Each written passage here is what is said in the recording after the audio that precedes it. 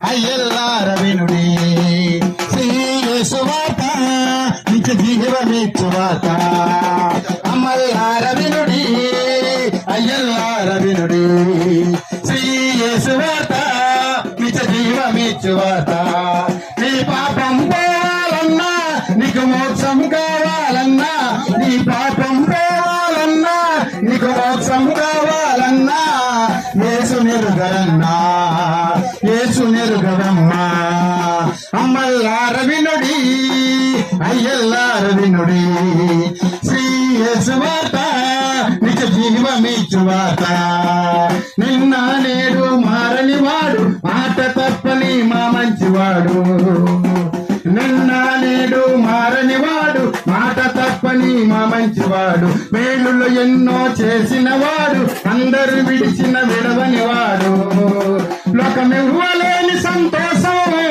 యేసులోని అది సత్యం లోకమివ్వలేని సంతోషం యేసులోని అది సత్యం ఈ వార్త వినారమ్మా ఈ వార్త వినారయ్యా అమ్మల్లార వినుడి అయ్యల్లార వినుడి శ్రీ యేసు వార్త నిత్య జీవమిచ్చు వార్త కుంటి వారికి కాలిచ్చినాడు మోగవారికి నోరిచ్చినాడు కుంటి వారికి కాలిచ్చినాడు మోగవారికి నోరిచ్చినాడు సచ్చిన శవములు బ్రతికించినాడు మేలులు ఎన్నో చేసినవాడు లోకమివ్వలేని సంతోషం యేసులోని అది సత్యం లోకమివ్వలేని సంతోషం యేసులోని అది నిత్యం ఈ వార్త వినరమ్మా ఈ వార్త వినరయ్యా అమ్మల్లార వినుడి అయ్యల్లార వినుడి శ్రీ యేసు వార్త నిత్య జీవమిచ్చు వార్త అమ్మల్లార వినుడి అయ్యల్లార వినుడి శ్రీ యేసు వార్త నిత్య జీవమిచ్చు వార్త ఈ పాపం పోవాలన్నా నీకు మోక్షం కావాలన్నా నీ పాపం పోవాలన్నా నీకు మోక్షం కావాలన్నా యేసు నెరుగరన్నా యేసు నెరుగవమ్మా అమ్మల్లార వినుడి అయ్యల్లార వినుడి శ్రీ యేసు వార్త నిత్య జీవమిచ్చు వార్త. ఈ రోజుల్లో సత్యం అంటే ఏమిటో, నిజం అంటే ఏమిటో, యథార్థం అంటే ఏమిటో, వాస్తవం అంటే ఏమిటో సుమారు 2026 సంవత్సరాల క్రితం ఒక మహనీయుడు పరమును విడిచి, స్వర్గాన్ని విడిచి, మోక్షాన్ని విడిచి భూపైకి వచ్చి మానవ ధారిగా ఈ భూమి మీద 33.5 సంవత్సరాల కాలం బ్రతికి, ఓ మనిషి నీవెలా బ్రతకాలో నీకు తెలియకుండా ఒక అసత్యంలో బ్రతికేస్తున్నావు, నిజాయితీలోనికి రా, నిజంలోనికి రా, యథార్థ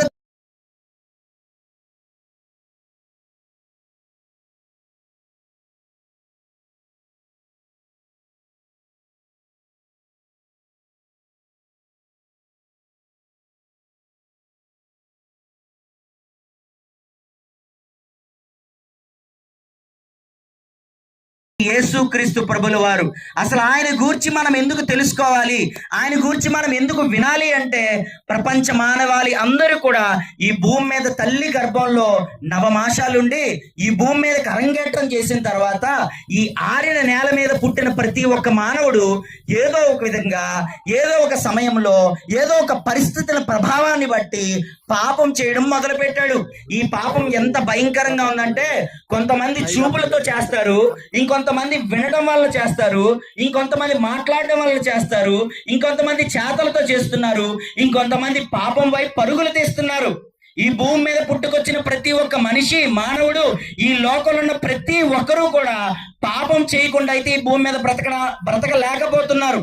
అంటే నేనేం చెప్పడానికి ఇష్టపడుతున్నానంటే, మనుషులుగా పుట్టిన ప్రతి ఒక్కరం కూడా పరిశుద్ధులుగానే పుట్టాం, నీతిమంతులుగానే పుట్టాం, యథార్థవంతులుగా పుట్టాం. మనలో దేవుడు ఏ పాపంని కూడా పెట్టి పుట్టించలేదు. కానీ పుట్టి పెరుగుతున్నప్పుడు, ఎదుగుతున్నప్పుడు మనిషి పాపం చేయడానికి ఇష్టపడి రకరకాలైనటువంటి పాపపు ఊబిలో మనిషి మునిగిపోయాడు. ఏమండి, మీరు ఉదయం లేచినప్పటి నుండి రాత్రి నిద్రపోయేటంత వరకు, సూర్యుడు ఉదయించినప్పటి నుండి అస్తమించేటంత వరకు మన జీవితంలో ఒక్కరోజైనా మనం పాపం చేయకుండా జీవించగలిగామా? లేదండి. మన మనస్సాక్షి మన కళ్ళ ఎదుట అద్దం ముందు మీ ప్రతిబింబం ఎలా అయితే నిలబడి నిన్ను చూపిస్తుందో, నీ యొక్క మనస్సాక్షి నీతో మాట్లాడడం మొదలు పెడితే మనల్ని ఏమంటుందో తెలుసా? ఎస్, నీవు ఇప్పటిదాకా పాపం చేసావు, నువ్వు పాపివి అని నీ యొక్క మనస్సాక్షి, నా యొక్క మనస్సాక్షి, మనందరి మనస్సాక్షి మన వైపు ఇలా వేలెత్తి చూపిస్తూ ఎస్ నువ్వు పాపం చేసావు అని తెలియజేస్తుంది. కనుక ప్రియమైన దల్లవలస గ్రామ ప్రజలారా, మనం పాపాత్ములం, మనం దుర్మార్గులం, మనం దుష్టత్వంలోనే బ్రతుకుతున్నాం. మనం చేయని కీడు, మనం మాట్లాడిన మాట, మనం చేయని అన్యాయం ఈ భూమి మీద అంటూ ఏదీ లేదు. కొందరు తాగుబోతులుగా మారిపోయి చెడిపోతున్నారు, వారి యొక్క దేహాన్ని పాడు చేసుకుంటున్నారు. కొంతమంది తిరుగుబోతులుగా మారిపోతున్నారు, కొంతమంది తిట్టుబోతులుగా మారిపోతున్నారు, కొంతమంది వ్యసనపరులుగా, వ్యభిచారులుగా, దొంగలుగా, మోసగాళ్ళుగా, అబద్ధికులుగా. ఒక్క పాపం కాదండి, రకరకాలైనటువంటి పాపపు వ్యామోహంతో ఈ భూమి మీద మానవాళ్ళంతా కూడా బ్రతుకుతున్నారు. కనుక ఈ మనుష్యులందరి పాపం నుండి రక్షించడానికి, విమోచించడానికి సుమారు 2026 సంవత్సరాల క్రితం పరలోకాన్ని, స్వర్గాన్ని, మోక్షాన్ని విడిచిపెట్టి యేసుక్రీస్తు ప్రభువు వారు ఈ భూమి మీదకి వచ్చి మనం చేసిన పాపమునంతటిని ఆయన భుజాన మీద మోసి, మనం చేసినటువంటి తప్పులకు, మనం చేసినటువంటి అపరాధానికి, మనం చేసినటువంటి భయంకరమైనటువంటి ఈ దుర్మార్గానికి బదులుగా యేసుక్రీస్తు వారు మనకి బదులుగా బలి యాగం గావించబడ్డాడు. ఆయన యొక్క బలి ప్రపంచ మానవాళ అందరికీ కూడా పాప క్షమాపణను అనుగ్రహించింది. ప్రతి ఒక్కరూ పాపం నుండి రక్షింపబడాలి అన్నా, ఆ భయంకరమైనటువంటి నరకాగ్ని గుండం నుండి తప్పింపబడాలి అన్నా యేసుక్రీస్తు వారే మార్గదర్శి. యేసుక్రీస్తు వారు అంటున్నారు, నేనే మార్గం, నేనే సత్యం, నేనే జీవం, నా ద్వారా తప్ప పరలోకానికి, మోక్షానికి, వైకుంఠానికి, నిత్య జీవానికి ఎవ్వరూ కూడా చేరుకోలేరని గంభీరంగా ప్రతి ఒక్కరితో ఒక్కాడించి చెప్తున్నాడండి. కాబట్టి యేసుక్రీస్తు వారి చెంతకు రండి. ఎందుకు యేసుక్రీస్తు వారిని నమ్ముకోవాలంటే, మరణపు దాస్యత్వంలో బ్రతుకుతున్న ప్రతి ఒక్క మానవాల్ని ఆయన మరణాన్ని గెలిచి మృత్యుంజయుడిగా, మరణపు ముళ్ళుని విరిచి, మరణపు గోడల్ని బద్దలు కొట్టి, 3వ దినాన సజీవుడిగా తిరిగి లేచిన ఏకైక దేవుడు యేసుక్రీస్తు వారని మేము చాలా గొప్పగా ఈ యొక్క సత్యాన్ని పట్టుకొని మీ అందరికీ ప్రకటిస్తున్నాం. అందుకే చెప్పాను, అసత్యంలో ఉన్న ప్రతి ఒక్కరూ కూడా సత్యం వైపు తిరగాలి, చీకట్లో ఉన్న ప్రతి ఒక్కరూ వెలుగు వైపు చూడాలి, నెక్స్ట్ ఆ అబద్ధంలో ఉన్న ప్రతి ఒక్కరు నిజం వైపు తొలగాలి. కాబట్టి యేసుక్రీస్తు వారే నిజం, యేసుక్రీస్తు వారే సత్యం, యేసుక్రీస్తు వారే మోక్షానికి మార్గం. కాబట్టి మన కొరకు చనిపోయి 3వ దినాన సజీవుడిగా తిరిగి లేచిన దేవాది దేవుడు సుతుడైనటువంటి యేసుక్రీస్తు వారి చెంతకు రండి. మీ పాపములన్నీ క్షమించడానికి యేసుక్రీస్తు వారు ఈ క్షణమే సిద్ధముగా ఉన్నారు. కాబట్టి ఇంత గొప్ప ఈ యొక్క మాటలు విన్న మీరు మీ యొక్క మనస్సును మార్చుకోండి, మతమును కాదు మనస్సును మార్చుకొని యేసుక్రీస్తు వైపు తిరిగి పరిశుద్ధంగా, నీతిగా, యథార్థంగా, పవిత్రంగా ఈ భూపైన బ్రతికినంత కాలం బ్రతికి ఆయనలో కన్ను మూస్తే మరుక్షణం మీరు స్వర్గంలో కళ్ళు తెరుస్తారు. అట్టి స్వర్గ ప్రాప్తులు, మోక్ష ప్రదాతలు మీరందరూ కావాలని మిమ్మల్ని అందరినీ మేము వేడుకుంటూ, మరి ఇలాంటి మాటలు మీరు ఇంకా వినాలని ఆసక్తి కలిగి ఉంటే మీ యొక్క దల్లవలస గ్రామంలో దైవజనులు మధు పాస్టర్ గారు మరి ఇక్కడ సంఘాన్ని నడిపిస్తుండగా ప్రతి ఆదివారం 1 గంట సేపు మీరు ఆ యొక్క సన్నిధికి వచ్చి మీ యొక్క మనస్సులో ఉన్నటువంటి ఆవేదనంతా ఆయన దగ్గర ఒప్పుకున్నట్టయితే ఖచ్చితంగా దైవజనులు చెప్తున్నటువంటి మాటలను బట్టి మీరు మరింతగా బలపరచబడతారు, మీ యొక్క జీవితాలు కట్టబడతాయి, మీ కుటుంబాలు దేవుళ్ళలో మరింతగా ఎదగబడతాయి. అట్టి దీవెన ఆశీర్వాదం మీ పైన, మీ కుటుంబాల పైన, ఈ యొక్క గ్రామం అంతటి పైన ఉండాలని ప్రభువైన యేసుక్రీస్తు వారి నామములో మేము అందరం కోరుకుంటూ, మరి మా మాటలు ఎంతసేపు మీరు విన్నందుకు మీ అందరికీ ధన్యవాదాలు తెలియజేసుకుంటూ నా మాటలు ముగిస్తున్నాను. Thank you so much. మన మధ్యలో తమ్ముడు రాజు తమ్ముడు పాట పాడుతూ ముందు కొనసాగుదామండి.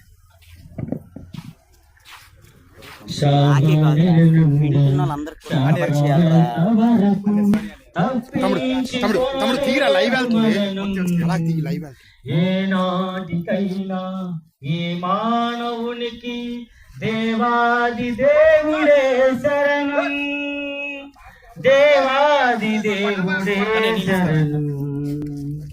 సామాన్యుడి నుండి శాస్త్రవేత్త వరకు తప్పించుకొనలేదు మరణం.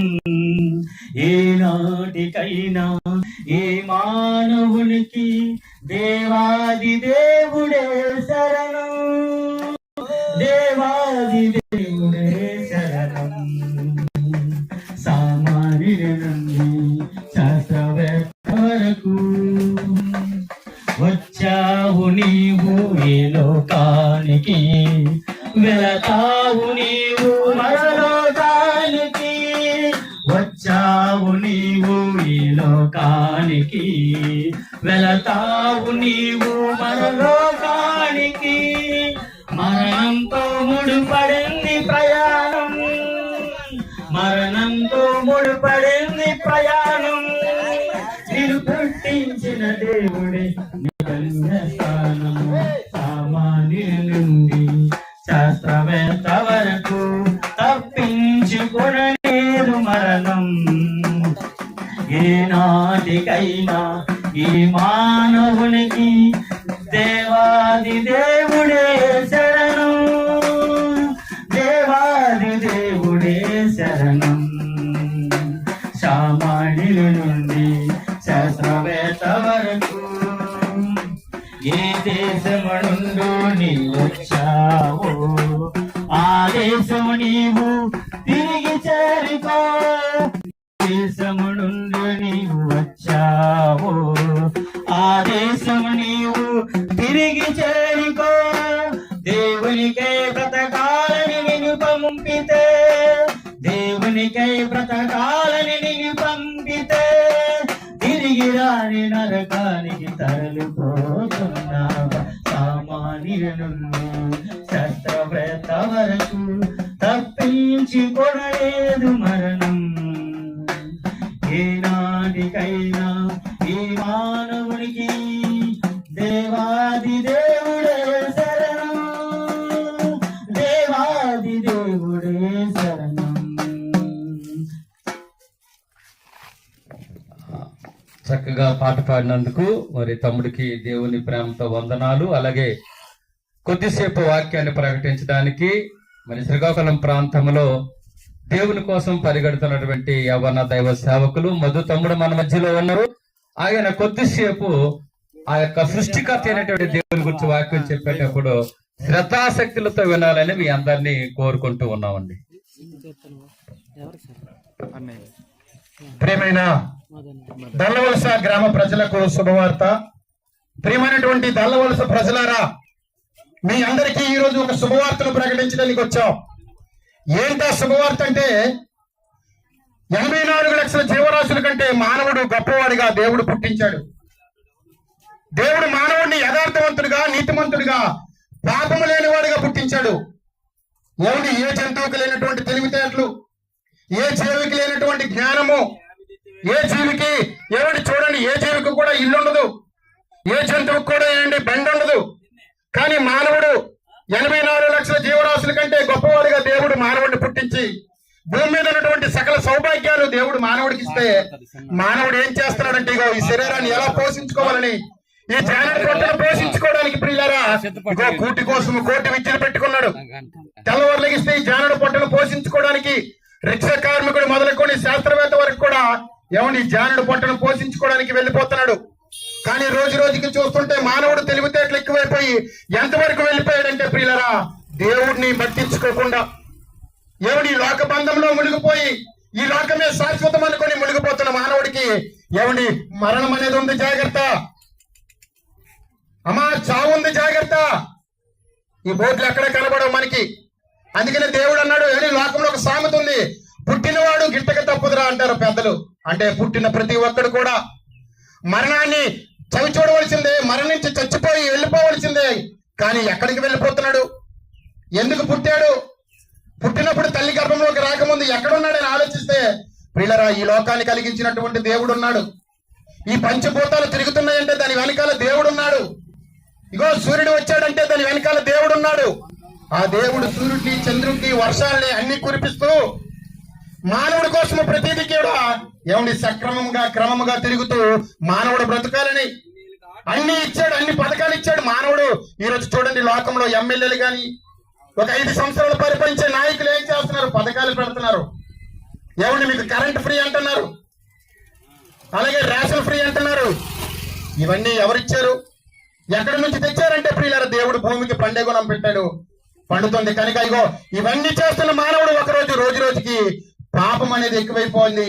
దేవుడు దూరం అయిపోయాడు. అందుకనే చూడండి, దోమలేని దేశం ఉంది అమ్మా, కుక్కలేని దేశం ఉంది. సంసని గారు, నక్కలేని దేశం ఉంది కానీ పాపము లేని దేశం లేదయ్యా. అందుకనే మనిషి ఏం చేస్తున్నాడంటే ఆయుష్కాలము రోజు రోజుకి దేవుడు తగ్గిస్తున్నాడు. నువ్వు ఆయుష్కాలం ఉండాలంటే దేవుడు ఏం చెప్పాడు తెలుసండి? పరిశుద్ధ గ్రంథమైన బైబిల్లో చెడ్డ మాటలు పలకకుండా నీ నోటిని కాచుకోరా బాబు అంటున్నాడు. మనిషి ఆయుష్ పెరగాలంటే లోకం ఏం చెప్తుంది? అంబలు తాగండి, ఇవో సంసన్ గారు అయితే సబ్జి గింజలు తాగండి, చపాతీ తినండి అంటాడు, అంబలు తాగండి అంటున్నాడు. కానీ దేవుడు అంటున్నాడు చెడ్డ మాటలు పలకకుండా మీ నోటిని కాచుకోండి. మీ నోటిని ఎప్పుడైతే చెడ్డ మాటలు పలకకుండా కాచుకుంటారో ఆయుష్ పెరుగుతుందండి. ఏ డాక్టర్ కూడా చెప్పడు ఈ చిట్కా, ఏ డాక్టర్ కూడా ఈ మాటలు చెప్పడు. అందుకని దేవుడి దగ్గరికి రావాలి. మనిషి ఆయుష్ పెరగాలంటే, మనిషి ఎక్కువ కాలంగా ఆరోగ్యంగా ఉండాలంటే, ఏమండి మనిషి అనుకున్నట్లు రోగాలు లేకుండా ఆరోగ్యంగా సంతోషంగా ఉండాలనుకుంటే ఏమండి ఈ సంతోషాలన్నీ ఇచ్చిన దేవుడిని పట్టించుకోవాలి. ఆ దేవుడు ఎవరు? ఏమండి కన్నతైన దేవుడు ఈ లోకానికి మానవుడు చేసినటువంటి అపరాధాలు పాపాలతో చచ్చిపోతే ఏమని దేవుడు ఉండే లోకానికి వెళ్లకుండా నరకానికి వెళ్ళిపోతారని 2026 సంవత్సరాల క్రితం ఒక మహానుభావుడు, పరిశుద్ధుడు, పాపం లేని దేవుడు యేసుక్రీస్తు వారిని లోకానికి పంపించి, అమ్మల్లారా నువ్వు నేను చేసిన పాపాన్ని, మొండి మరకలాంటి పాపాన్ని, ఏమని సర్ఫెక్సలట మొండి మరకలాంటి పాపాన్ని, మరకలు కూడా పోగొడుతుందట. బట్ట మీద ఎలాంటి మరకున్నా కానీ నువ్వు ఎలాంటి అబద్ధలాడినా మొండి మరకలాంటి పాపమున్నా నీ పాపాన్ని తీయడానికి మార్కెట్ లో ఇగో కిరాణా షాపులోకి వెళ్ళండి. ఏ కిరాణా షాపుకి వెళ్ళినా మీకు మందులు దొరకవు, మెడికల్ షాపుకి వెళ్ళినా దొరకవు. ఎందుకంటే మానవ జీవితానికి గ్యారంటీ వారంటీ లేదు. మనిషి కొన్న వస్తువుకి గ్యారంటీ ఉంది, మనిషి తయారు చేసుకున్న ప్రతి వస్తువుకి గ్యారంటీ వారంటీ ఉంది. ఒక ఫ్రిడ్జ్ కి గ్యారంటీ, ఒక టీవీకి గ్యారంటీ, ఒక లైట్ కి గ్యారంటీ ఉంది. కానీ తల్లి నీ గుండెకి గ్యారంటీ లేదమ్మా. మన గుండె ఎప్పుడు ఆగిపోద్దో తెలియదు. అది నువ్వు ఆయుష్ అయిపోయినా అవ్వచ్చు, ఏమండి యాక్సిడెంట్ అవ్వచ్చు, రోడ్డు ప్రమాదం అవ్వచ్చు, వయసు అయిపోయిన తర్వాత అవ్వచ్చు, ఏదో ఒక రకమైన మరణం అనేది ఉంది. కానీ మరణించిన తర్వాత ఎక్కడికి వెళ్ళిపోతున్నావు? నన్ను పుట్టించినటువంటి దేవుడు ఎవరు? ఏమండి ఎక్కడైనా ఆలోచించారండి? రోజు రోజుకి మానవుడు ఏం చేస్తున్నాడట? పాపం ఎక్కువైపోతుందట. ఏమండి మీరే చెప్పండి, లోకంలో మంచి పెరుగుతుందా చెడ్డ పెరుగుతుందా? మీకే తెలుసు. ఎందుకంటే మంచి చేసేవాడు దేవుడు లేడు లోకంలో. మనిషి హృదయంలో దేవుడి కంటే దూరంగా ఉందట. ఏమండి మనిషి హృదయం డబ్బుకి దగ్గరగా ఉంది, పిల్లలకి పెళ్లి చూపులకి సంబంధానికి అక్రమ సంబంధాలకి దగ్గరగా ఉంది. ఈ లోకంలో ఉన్నవాటన్నిటికీ దగ్గరగా ఉంచుకుంటున్నాడు, కానీ దేవుడి కట దూరంగా ఉందట. అందుకని మానవుడికి ఏ జంతువుకి లేని రోగాలు మానవుడికి. మీరు వైజాగ్ శ్రీకాకుళంలో రిమ్స్, కిమ్స్, జిమ్స్, మెడికవరు, ఏమండి ఏ ఆసుపత్రికి వెళ్ళి చూడండి, మనుషులు ఖాళీ లేరు, రోగాలు ఖాళీ లేవు, ఆసుపత్రులు ఖాళీ లేవు. ఎందుకంటే మానవుడు పాపం అతిక్రమించిపోయింది. ఏమండి దేవుడు అనుగ్రహించి మహిమని పొందలేకపోవడం వల్ల మానవుడు పాపాన్ని బానిసైపోతాడు, శరీరానికి జబ్బు తెచ్చుకుంటున్నాడు. అందుకని ఏ జంతువులకి లేని రోగాలు మానవుడికే ఉన్నాయి. సృష్టిలో గొప్పవాడే, సృష్టిలో అన్ని జంతువుల కంటే గొప్పవాడే. ఇల్లు కట్టుకుంటున్నాడు, సైకిల్ తొక్కుంటున్నాడు, ఏసీ పెట్టుకుంటున్నాడు, ఉద్యోగం చేసుకుంటున్నాడు, బట్టలు వేసుకుంటున్నాడు, లింగి కట్టుకుంటున్నాడు. కానీ నిజమైన దేవుణ్ణి తెలుసుకోకుండా చనిపోతున్నాడు. కనుక ప్రియులారా మనిషికి రోగాలు, జబ్బులు, వ్యాధులు ఉన్నాయి. కనుక ఇగో ఈ లోకం అనేది శాశ్వతం కాదు, మరణం అనేది ఇక్కడ ఉంది. కానీ చనిపోయిన తర్వాత దేవుడు ఉండే లోకము, వైకుంఠము, స్వర్గానికి వెళ్ళాలంటే ఇగో నువ్వు నేను చేసిన ప్రతి పాపానికి ఏమని యేసుక్రీస్తు వారి లోకంలో పుట్టాడు, బ్రతికాడు, అందరికీ సమాజానికి నీతిగా ఉండి చూపించాడు. నాలో పాపము లేనివాడు ముందు రాయి, నేను పరిశుద్ధుని కనుక మీరు పరిశుద్ధంగా ఉండండి, నాలో పాపమే ఉందని మీరు ఎవరో నిరూపించగలడన్నారు. కనుక ఆ యేసుక్రీస్తు వారిలాగా నమ్ముకొని పాపాన్ని విడిచిపెట్టి పరిశుద్ధంగా జీవిస్తే అమ్మలారా, అయ్యలారా, దేవుడు ఉండే లోకం ఉంది, స్వర్గం ఉంది, వైకుంఠం ఉంది. 60 సంవత్సరాలు ఇక్కడ 3 నెలల ముచ్చట. 3 నెలల ముచ్చట కోసం ఈ మనిషి పడే తపన ఎంత అంత కాదు. ఈ 3 నెలలు విడిచిపెట్టి వెళ్ళిపోవాలి దేవుడు ఉండే లోకానికి. 60, 70, 80, నువ్వు 80 ఉన్నా బ్రతికినా వేస్టే. షుగర్లు, బీపీలు, కొలెస్ట్రాల్, ఎన్ని రకాల రోగాలు మానవుడికి వచ్చాయంటే ప్రియులరా, ఇవన్నిటి మధ్యన మానవుడు కొట్టపింటాడుతున్నాడు, సంతోషం లేకుండా ఉన్నాడు. కానీ సంతోషమైన లోకం ఉంది, పాపము లేని లోకం ఉంది, పరిశుద్ధమైన లోకం ఉంది. అక్కడ డీజే సౌండ్ ఉండదు, ఐటమ్ సాంగ్స్ ఉండవు. ఎవడి నరకం అనేది ఉంది, అక్కడ డీజే సాంగ్స్, ఐటమ్ సాంగ్స్, ఎవడి రకరకాల పాటలు ఉంటాయి. అక్కడ నచ్చినట్లు బ్రతికి చనిపోయి నరకానికి వెళ్ళిపోతే మీ ఇష్టం.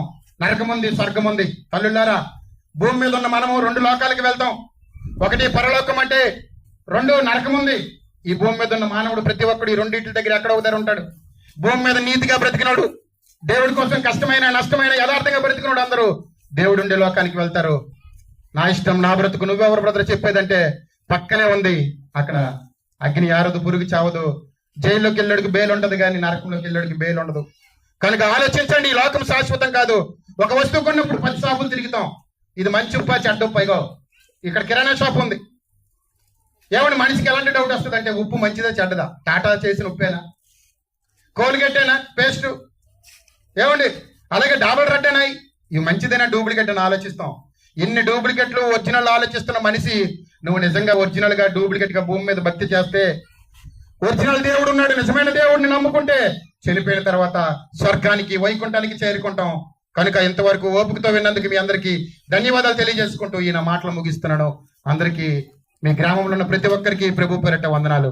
ఇంకా మీరు ఇది మరిన్ని ఇలాంటి అద్భుతమైన విషయాలు, స్వర్గము నరకము పాతాళము, మనిషి ఎందుకు పుట్టాడు, చనిపోయిన తర్వాత ఎక్కడికి వెళ్ళిపోతున్నాడు అని తెలుసుకోవాలనుకుంటే పిల్లరా మీ ప్రాంతంలో ఉన్న గొప్ప సదవకాశం, సేవకులు మధు గారు ఉన్నారు, ఆ చివరి సంఘం ఉంటది,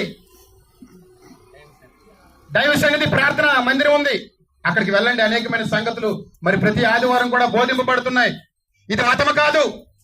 యేసుక్రీస్తు వారు ఎక్కడ కూడా మతం అని చెప్పలేదండి. చనిపోయిన తర్వాత మీకు త్రోవ తెలియదు, దారి తెలియదు, ఎక్కడికి, స్వర్గానికి వైకుంఠానికి పరలోకానికి అని యేసుక్రీస్తు వారు వచ్చారు. కనుక అందుకని ఆయన అన్నాడు, నేనే మార్గము, నేనే సత్యము, నా దగ్గర ఉంది, నేను చెప్పిందే సత్యం. కనుక మీరు అందరూ నమ్మితే, మీకు నిజమైన అనిపిస్తే నమ్మండి, లేకపోతే మీ ఇష్టం, మీరు బ్రతుకని చెప్పారు. కనుక పిల్లల మరిన్ని సంగతులు తెలుసుకోండి. మీ అందరికీ వందనాలు.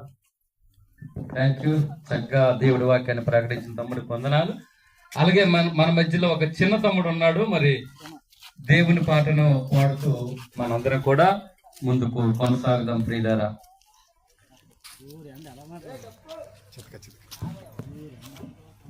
ఇదే 12 వర్షం పడింది కొంచెం.